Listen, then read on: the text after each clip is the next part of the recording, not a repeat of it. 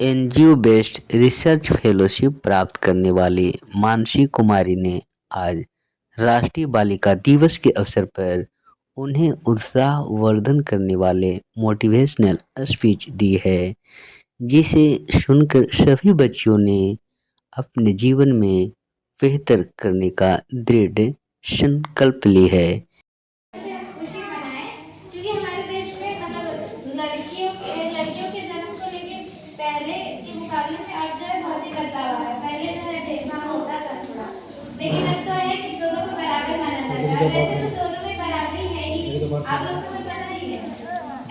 तो आप लोग क्या कहते हैं? अच्छा एक बात बताइए, अगर कोई लड़का है वो पढ़ रहा है और आप भी पढ़ रहे हैं उसी क्लास में, तो जरूरी तो है नहीं कि आपका नंबर कम आए या उसका नंबर कम आए। क्या आपका कोई भेदभाव होता है क्लास में, स्कूल में, कहीं पे भी हो? देखिए, जब आप किसी पब्लिक प्लेस में रहते हैं तो आप लोग एक जैसे ट्रीट होते हैं कि नहीं? एक जैसे ही, जैसे स्कूल हो गया, कॉलेज में जाएंगे तब भी बराबरी में ही। अगर कोई टीचर है, चाहे वो लड़का है या लड़की है, तो दोनों को समान समान रूप में सम्मान मिलता है कि नहीं? गुड मॉर्निंग सर या गुड मॉर्निंग मैम, चाहे मैम हो या सर, दोनों को कहते हैं ना आप लोग। तो भेदभाव तो वहाँ नहीं होता। तो इसका मतलब यही देखा गया है कि जब एक लड़की कुछ कर लेती है, अपने पैर पे खड़े होने के काबिल होती है, तो उसके साथ भेदभाव जो होता है वो कम हो जाता है। होता है कि नहीं? तो अपने आप को साबित करने के लिए हमें जो है वो पढ़ाई करनी सबसे जरूरी है। अगर कोई लड़की पढ़ी हुई है तो वो अपने अधिकार से कभी वंचित नहीं रहेगी, क्योंकि वो अपने अधिकारों के बारे में जानती होगी और वो उसके लिए लड़ेगी। और अगर कोई पढ़ा नहीं है और अपने घर से भी कभी बाहर नहीं निकला है, तो वो अपने अधिकार के बारे में जान पाएगा नहीं। उसे लगेगा कि घर में रहना ही उसका काम है, क्योंकि घर में ऐसा माहौल मिलता है। तो जरूरी नहीं कि सबके घर में ऐसा हो, हम बस बता रहे हैं। आप जैसे हम जहाँ से आते हैं, हमारे घर में तो हमें और हमारे भाई को कोई फर्क तो हुआ नहीं है।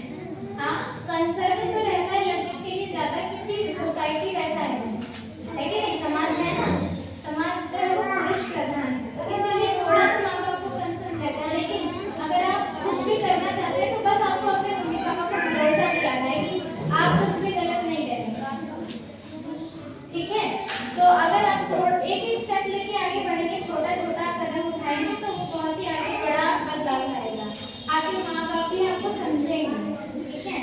तो बेटियां जो है वो बहुत ही प्यारी होती हैं, वे घर को खुशियों से भर देती हैं। सबसे ज्यादा घर में, अच्छा ये बताइए, आपको कौन मानता है सबसे ज्यादा, मम्मी या पापा? मम्मी? किसके पापा सबसे ज्यादा मानते हैं? हाथ ऊपर करो। और किसकी मम्मी? ज्यादातर देखा गया कि बेटियों की साइड जो है मतलब वो उनका पापा लेते हैं, और जो लड़के होते हैं उनकी साइड उनकी माँ लेती है। लड़ाई होती है अभी घर में, तो आप नोटिस कीजिएगा, अगर लड़ाई होता होगा आपके और आपके भाई में, तो कौन आपका साइड लेता है, कौन आपकी तरफ रहता है? पापा। तो इसी से पता चलता है कि मतलब बेटियों के लिए जो बाप के दिल में बहुत ही जो है ज्यादा ही मतलब सॉफ्ट कॉर्नर रहता है, माँ के दिल में जो है वो बेटों के लिए होता है। ये एक नेचुरल है। आप नोटिस कीजिएगा जब लड़ाई होगा आपके भाई बहन में, मेरे यहाँ पे भी ऐसे ही होता है। तो बेटियां जो है वो पढ़ती हैं तो पूरा समाज, मतलब अगर एक बेटी पढ़ा रहे हैं हम, तो पूरे समाज को हम शिक्षित कर रहे हैं, क्योंकि उसका दो घर में दो परिवारों को जोड़ने में और उसको आगे बढ़ाने में मुख्य रोल होता है। ठीक है? अपनी माँ को देखिए, आप अपने एग्जाम्पल रोल मॉडल के लिए और कहीं मत देखिए, अपनी माँ को देखिए। वो सुबह बिना अलार्म के उठती होंगी, सारा काम करती होंगी। और अगर किसी की माँ जॉब पे जाती है, काम करती है, तो उनका घर का काम करने के बाद भी काम पे जाती है और आने के बाद भी काम करती है कि नहीं? तो वो जितना काम करती है या जितना त्याग नहीं है, आप में से कई लोगों की माँ जो है वो किसी किसी को सिलाई अच्छा आता होगा, किसी को खाना बनाना अच्छा आता होगा, तो वो उस चीज में अच्छी थी।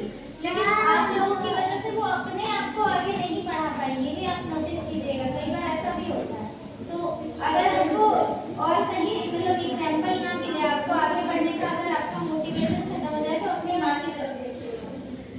तो हम सबको जो है उन्हें पढ़ने का मौका देना चाहिए, आगे बढ़ना चाहिए। बेटा और बेटी जो है दोनों ही बराबर है, तो हमें जो है अपने आप से वादा